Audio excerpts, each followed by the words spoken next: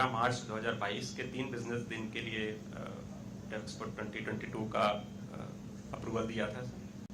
उसके बाद जो पिछले कल हमें ये हमारे प्रस्ताव के हिसाब से ये 10 से 13 के बीच में 4 दिनों का कर दिया गया है। I am thankful to the government of Gujarat for that.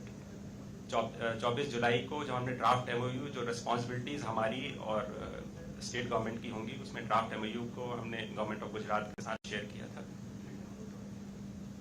और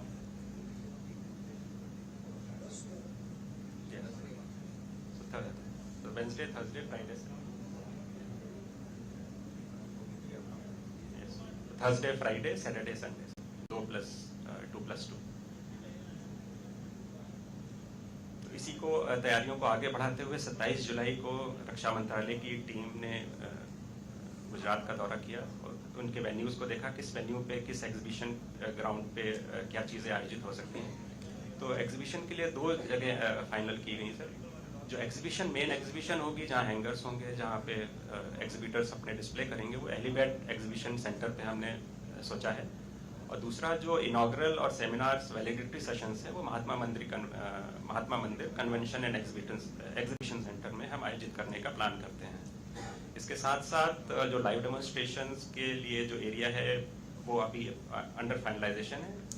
एक important input Sabarmati river front के रूप में हम प्लान कर रहे हैं, जिसमें नेवल डेमोन्स्ट्रेशन का भी हम आयोजन करने का। और इसके लिए हमारी इंडियन आर्मी, एयरफोर्स और नेवी के कोस्ट गार्ड के साथ हमारी बात चल रही है और वो उनकी फीजिबिलिटी के साथ इसको हम फाइनल करेंगे। इसके साथ साथ अगस्त के पूरे महीने में रक्षा मंत्रालय और गवर्नमेंट ऑफ गुजरात के बीच में कई मीटिंग्स हुई। उसके साथ साथ क्या क्या चीज़ें कहाँ कहाँ हो सकती हैं, उसके बारे में जो भी बातचीत होनी थी वो पूरे महीने चलती रही।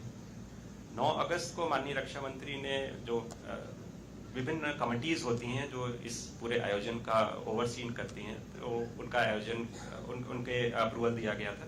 इसमें सबसे ऊपर जो कमेटी होती है उसको एपेक्स कमेटी बोलते हैं, जो माननीय रक्षा मंत्री द्वारा चेयर की जाती है। और उसमें रक्षा क्षेत्र से, राज्य सरकार से, भारत सरकार के कई मंत्रालयों से उसमें प्रतिनिधि होते हैं। तो दूसरी मेन कमेटी है वो ऑर्गेनाइजिंग कमेटी होती है। उसमें सेक्रेटरी डिफेंस प्रोडक्शन उसके चेयरमैन है और बाकी मेंबर्स उसको कैसे ऑर्गेनाइज करते हैं, it's a policy decision making, और उसको एग्जीक्यूट कैसे करना है। Policy decisions, directives comes from the apex committee and organising committee see to its execution. Security and disaster management committee बहुत इंपॉर्टेंट कमेटी है, और एक एग्जीबिशन मैनेजमेंट कमेटी और उनकी सब कमेटीज़ हैं जो अलग अलग क्षेत्रों में क्या क्या काम करते हैं, जैसे हॉस्पिटैलिटी हो गई, ट्रांसपोर्ट हो गया, सेमिनार्स हो गया, उसके बारे में जो कमेटीज़ हैं वो क्या क्या करेंगी, उसके उन कमेटीज़ का हमने गठन कर लिया है। भारत सरकार के अन्य मंत्रालयों के साथ हमारी बात चल रही है for establishment of customs facilities and immigration facilities.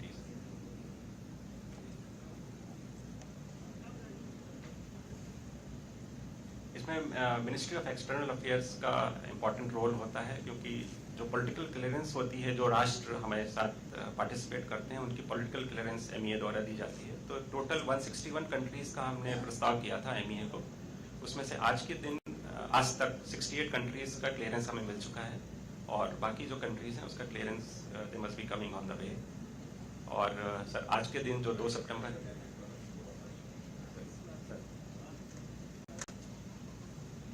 2 सितंबर जो आज का दिन है, उसमें हमने एमओयू का फाइनलाइजेशन किया और एक्सचेंज किया भारत सरकार और गवर्नमेंट ऑफ गुजरात के बीच में। तो एक इम्पॉर्टेंट इनपुट है, 15 से 21 नवंबर के बीच में भारत सरकार द्वारा दिसंबर में इस पर डेट शिफ्ट हो गई है, जो आज़ादी का अमृत महोत्सव, आज़ादी के 75 साल के उपलक्ष्य में अन्य जितने भी भारत सरकार के मंत्रालय हैं उनको कुछ कुछ काम करना है। तो रक्षा मंत्रालय को जो काम करना है वो इस वीक के में हम करेंगे। जो हमारे मेन प्रोडक्ट्स हैं उनका कैसे इवोल्यूशन हुआ है पिछले 70 सालों में, वो कैसे थे पहले, बीच में उनका कैसे डेवलपमेंट हुआ और आज की डेट में, और फ्यूचर में ये कैसे होंगे। तो इसके एक वर्चुअल एग्जीबिशन की तैयारी हम कर रहे हैं, जो नवंबर में पहले थी और अब दिसंबर में शिफ्ट हो गई है। उसकी तैयारी हमने शुरू कर दी है। तो इसके साथ साथ एक राउंड टेबल कॉन्फ्रेंस होती है, जो अंतर्राष्ट्रीय जो हमारे राजदूत होते हैं, एम्बेसडर्स इंडिया में बात अलग अलग देशों के, उसकी उनकी एक हम राउंड टेबल कॉन्फ्रेंस करते हैं, माननीय रक्षा मंत्री उसको चेयर करते हैं, और हम उस राउंड टेबल में हम उन देशों के राजदूतों को ये बताते हैं कि इसका आयोजन कैसे होगा और उनको क्या फैसिलिटीज़ मिलेंगी, उनकी इंडस्ट्रीज़ को हम क्या फैसिलिटेट करेंगे, उसके बारे में पूरी चर्चा होती है। वाइब्रेंट गुजरात में सर एक FEXPO 2020 का जब वो डेट्स अनाउंस होंगे तो हम एक कर्टन रेजर उसमें प्रस्तावित है FEXPO 22 के बारे में। तो ये वेन्यू की जो डिस्टेंस है अहमदाबाद एयरपोर्ट से करीब 20 किलोमीटर है, उसको कवर करने में करीब 20 से 24 मिनट का समय लगता है, तो एयरपोर्ट के काफ़ी पास में है ये venue.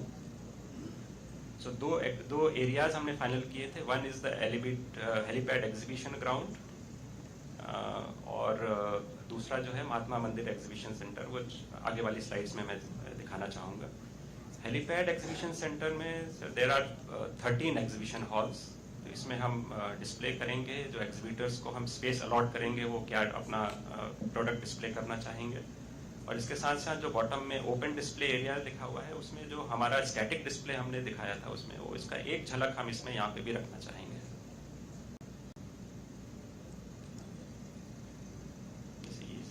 There are exhibition halls, 75,000 square meter of area, about 10,000 cars parking facility, और इस हेलीपैड ग्राउंड में हम एग्जीबिशन एरिया, स्टैटिक डिस्प्ले और इंडिया पवेलियन और फूड कोर्ट्स इसको हम बनाना का प्रस्ताव। तो दूसरा जो हमारा लोकेशन है वो महात्मा मंदिर कन्वेंशन सेंटर है। इसमें हम इनॉग्रल प्रोग्राम, क्योंकि उसमें बड़ा एक प्लीनरी हॉल है जो करीब 5,000 लोग बैठ सकते हैं, और व्यूइंग गैलरी में करीब 600 लोग बैठ सकते हैं, तो काफ़ी बड़ा एरिया है, इंडोर एरिया है, कंफर्टेबल है। उसमें इनॉग्रल प्रोग्राम और जो हमारे वैलिडिक्टरी प्रोग्राम होगा वो इस महात्मा मंदिर में हम आयोजित करेंगे, ये प्रस्तावित है। और जो सेमिनार्स होंगे उसमें 4 सेमिनार हॉल्स भी बने हुए हैं अलग अलग कैपेसिटीज़ के, 500 लोगों के बैठने के लिए और 1,000 लोगों के बैठने के लिए, और इसमें हम सेमिनार्स का आयोजन करेंगे जो 4 दिन चलेंगे। और इसके साथ साथ जो गवर्नमेंट टू गवर्नमेंट हमारी डायलॉग्स होते हैं, जो बाहर के डेलीगेट्स आते हैं माननीय रक्षा मंत्री जी से या स्टेट गवर्नमेंट से जो बातचीत करना चाहेंगे, उसकी पूरी फैसिलिटीज़ ऑलरेडी वहाँ पे बनी हुई है, और वहाँ पे ये G2G talks are proposed. Sabarmati department में जैसे मैंने बताया, नेवल कंपोनेंट को हम इसमें पूरा फोकस करना चाहेंगे। इंडियन नेवी और कोस्ट गार्ड द्वारा एक बात अभी चल रही है, और इंडियन एयरफोर्स से भी बात करेंगे कि वो इस चीज़ में क्या क्या फीजिबल है, वो कैसे ऑर्गेनाइज करेंगे, because finally decision has to be theirs, keeping in view the overall safety of the area.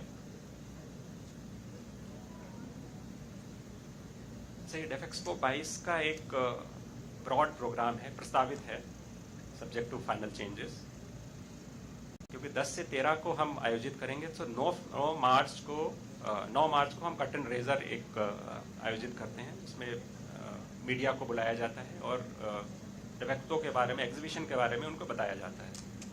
10 मार्च को इनॉग्रल फंक्शन होगा महात्मा मंदिर कन्वेंशन सेंटर में। 10 से 13 मार्च के बीच में एग्जीबिशन चलेगी on exhibition helipad exhibition centre.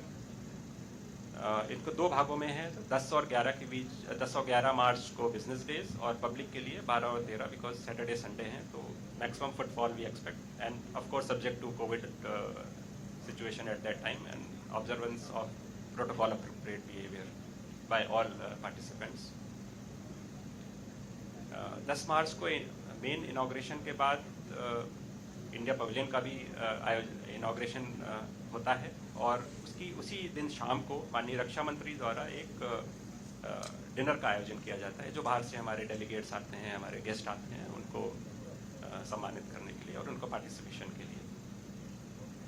Seminars 4 दिन चलेंगे 10 से 13 मार्च में, 10 और उन्हीं दिनों लाइव डेमोन्स्ट्रेशन भी रहेंगे, और 13 मार्च को क्योंकि आखिरी दिन है तो वो वैलिडिटरी फंक्शन उस दिन आयोजित किया जाएगा।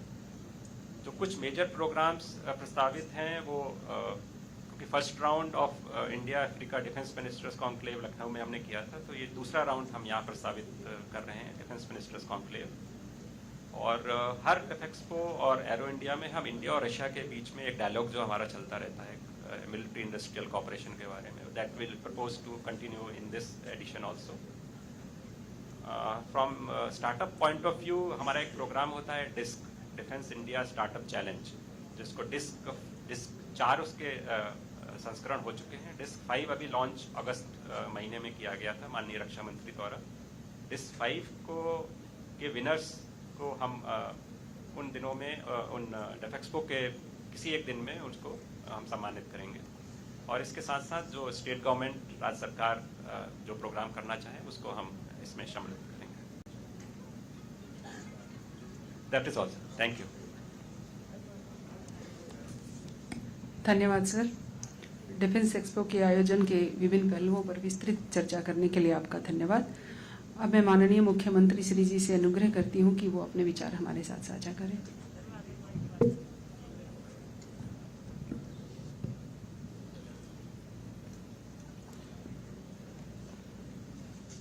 भारत के आदरणीय रक्षा मंत्री राजनाथ सिंह जी, भारत सरकार के डिफेंस मिनिस्ट्री के सब अधिकारीगण, हमारे गुजरात के भी हमारे उद्योग और जो इन्वेस्टमेंट डिफेंस के लिए होता है सब हमारे अधिकारी, सबसे पहले तो आदरणीय रक्षा मंत्री राजनाथ सिंह जी का मैं गवर्नमेंट ऑफ गुजरात की ओर से आभार प्रकट करता हूं कि एक ये जो डिफेंस एक्सपो बहुत बड़ी इवेंट होती है और हमारे गुजरात के निमंत्रण को स्वीकार करते हुए इस बार गांधीनगर में डिफेंस एक्सपो 2022 की आपने अनुमति दी है, इसलिए मैं भारत सरकार का बहुत बहुत आभारी हूं। देश के प्रधानमंत्री नरेंद्र भाई मोदी जी की प्रेरणा से निर्मित ये विश्व की सबसे बड़ी प्रतिमा स्टैच्यू ऑफ यूनिटी, इसके सानिध्य में आज ये हमारा MOU साइन हुआ है। ये भी हमारे लिए सौभाग्य की बात है।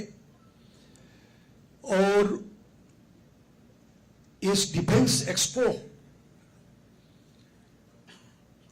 अच्छी तरह से यहां संपन्न हो, इसके लिए भी हमारी स्टेट गवर्नमेंट अभी से तैयार है और आने वाले मार्च 10 से 13 तक 4 दिन की इस एक्सपो के लिए हम पूरी सावधानी के साथ अच्छी तरह से ये डिफेंस एक्सपो एग्जीबिशन और जो कार्यक्रम तय हो गए, ये सब कार्यक्रम के लिए हम पूरी उसमें सहायता और मदद के साथ काम करेंगे।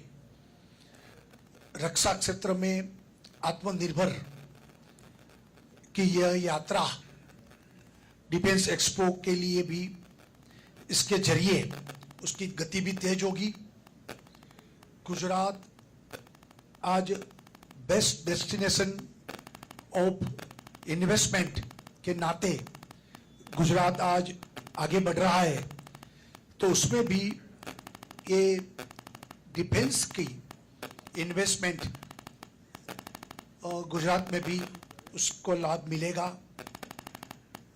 इन्वेस्टमेंट भी बढ़ेगी, लोगों को ज्यादा रोजी रोटी भी, रोजगारी भी उससे संपन्न होगी, ये मुझे पूरा विश्वास है। आदरणीय प्रधानमंत्री नरेंद्र भाई मोदी जी और रक्षा मंत्री आदरणीय राजनाथ सिंह जी, पूरे उनके नेतृत्व में इस डिफेंस एक्सपो का जो विभिन्न आयोजन जो तय करेंगे, इस आयोजन को भी सफलतापूर्वक उसका हम यहाँ काम करेंगे। गुजरात ने भी डिफेंस के लिए, एरोस्पेस के लिए एक अपनी भी पॉलिसी बनाई है। इस पॉलिसी के जरिए इस डिफेंस एक्सपो में विदेश के लोग जो यहाँ भाग लेने वाले हैं, देश के भी जो मैन्युफैक्चरर्स यहाँ इसमें भाग लेंगे, तो मुझे लगता है कि हमारी पॉलिसी भी पहले से तैयार है, व्यवस्था भी की गई है। धोलेरा जो स्मार्ट इंडस्ट्रियल एक हम सिटी बना रहे हैं, उसमें भी काफी सुविधा है। तो मुझे पूरा भरोसा है, विश्वास है कि इस डिफेंस एक्सपो के कारण गुजरात भी डिफेंस के लिए, मैन्युफैक्चरिंग के लिए एक अच्छा डेस्टिनेशन बनेगा और इससे भी काफी लाभ सबको मिलेगा। फिर से मैं भारत सरकार, आदरणीय प्रधानमंत्री, आदरणीय रक्षा मंत्री का बहुत बहुत आभारी हूं कि इस बार डिफेंस एक्सपो का हमें मौका मिला है और इसके जरिए डिफेंस में भी हम जो हमारे देश में जो कुछ हो रहा है और सरकार, रक्षा मंत्रालय भी जो कुछ कर रही है और आने वाले चुनौतियों को भी हम इससे निपट लेंगे, ऐसा मुझे पूरा भरोसा है। फिर से मैं आपका सबका आभार प्रकट करता हूं। धन्यवाद। माननीय मुख्यमंत्री श्री जी का अपने विचार व्यक्त करने के लिए बहुत बहुत आभार। अब मैं माननीय रक्षा मंत्री जी से अनुग्रह करती हूं कि वो अपने विचार हमारे साथ साझा करें। माननीय मुख्यमंत्री श्री विजय रूपाणी जी और secretary defence production Shri Rajkumar ji, अन्य अधिकारी वर्ग, प्रेजेंटेशन आप लोगों के सामने था और मैं मानता हूं कि ये प्रेजेंटेशन बहुत ही अच्छा था, परफेक्ट था। और ये व्यू जो आज साझा किया है रक्षा मंत्रालय ने और गवर्नमेंट ऑफ गुजरात ने, इसके लिए मैं गवर्नमेंट ऑफ गुजरात को बधाई देता हूं। खुद को बधाई कैसे दूं। और हाँ, कोशिश हम लोगों को यही करनी है कि इसमें पार्टिसिपेंट्स बढ़ें और जो बाहर से कंट्रीज का रिप्रेजेंटेशन होता है उनका भी नंबर बढ़े, ये भी कोशिश करने की जरूरत है। पिछली बार तो 70 कंट्रीज का पार्टिसिपेशन संभवतः इसमें था, लेकिन ये बढ़कर मोर देन 100 जाए, कोशिश हम लोगों को यही करनी है। एग्जीबिटर्स की संख्या भी पिछले वर्ष अप्रॉक्सीमेटली 1000 के आसपास थी, तो यह भी मुझे विश्वास है कि बढ़ेगा। ये एग्जीबिटर्स की संख्या भी इस बार बढ़ेगी। डिफेंस मिनिस्टर, पिछली बार 40 डिफेंस मिनिस्टर्स आए थे थ्रू आउट द वर्ल्ड, तो उनका भी नंबर बढ़ेगा मुझे लगता है। भारत को आत्मनिर्भर भारत हम रक्षा के क्षेत्र में बनाना चाहते हैं, उद्देश्य यही है। और भारत एक इंपोर्टिंग कंट्री के रूप में पूरी इंटरनेशनल कम्युनिटी में रिकॉग्नाइज न किया जाए, बल्कि हम एक्सपोर्टिंग कंट्री के रूप में हम भारत को रिकॉग्निशन एक मिले, ये हमारी कोशिश है। और प्रधानमंत्री जी ने जो आत्मनिर्भर भारत का लक्ष्य दिया है, उसी के तहत हम लोग आगे बढ़ रहे हैं और मैं कॉन्फिडेंट हूं कि भारत रक्षा क्षेत्र में भी निश्चित रूप से आत्मनिर्भर बनेगा। तो आज के अवसर पर मैं समझता हूं इससे ज्यादा कुछ कहने की कोई जरूरत नहीं है। मैं गुजरात के मुख्यमंत्री श्रीमान विजय रूपाणी जी को और उनकी पूरी टीम को, पूरी गवर्नमेंट को शुभकामनाएं देता हूं, क्योंकि अधिकतम प्रयास इन्हीं लोगों को करना है यहाँ की व्यवस्था में, ताकि यह कार्यक्रम पूरी तरह से सफल हो सके। वैसे मैं कॉन्फिडेंट हूं, मेरे कॉन्फिडेंस लेवल पर जो क्वेश्चन मार्क लगाने की कोई गुंजाइश नहीं है। ये होगा, सफल होगा, मैं आश्वस्त हूं। बस आप सबको बहुत बहुत धन्यवाद। माननीय रक्षा मंत्री जी का बहुत बहुत धन्यवाद। मैं अब माननीय रक्षा मंत्री जी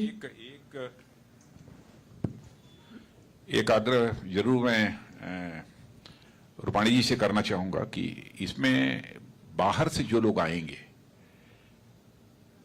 हम लोगों की कोशिश ये होनी चाहिए कि केवड़िया का जो यूनिटी ये है स्टैच्यू, उस पर भी कुछ लोग आए हैं, उनके आने जाने की भी व्यवस्था यहाँ रखनी चाहिए, क्योंकि भारत के लिए एक बहुत बड़ी चीज़ ये है जिसको कि प्रधानमंत्री जी की पहल पर यहाँ बनाया गया है। एक दर्शनीय स्थल है, आज भी लाखों लोग आते हैं। तो हमारे फॉरेन के जो पार्टिसिपेंट्स यहाँ पर आए हैं तो वो भी केवड़िया यूनिटी ऑफ स्टैच्यू को देखने के लिए जाएं, इसकी भी व्यवस्था हमको करनी पड़ेगी। धन्यवाद सर। अब मैं माननीय रक्षा मंत्री जी एवं माननीय मुख्यमंत्री जी का उनकी प्रेरक उपस्थिति के लिए हार्दिक आभार व्यक्त करना चाहती हूँ। इसके अतिरिक्त केंद्र सरकार एवं राज्य सरकार के सभी अधिकारियों का उनके सहयोग एवं मार्गदर्शन के लिए भी आभार व्यक्त करती हूँ। जैसा कि आज के विचार विमर्श से विदित है कि डिफेंस एक्सपो रक्षा मंत्रालय का एक बहुत ही महत्वाकांक्षी प्रोग्राम है और देश की आत्मनिर्भरता की ओर एक महत्वपूर्ण कदम है। हम आशा करते हैं कि केंद्र व राज्य सरकार के संयुक्त प्रयासों से ये इवेंट एक बहुत ही सफल इवेंट होगी। एक बार फिर आप सबका इस प्रोग्राम में सहभागी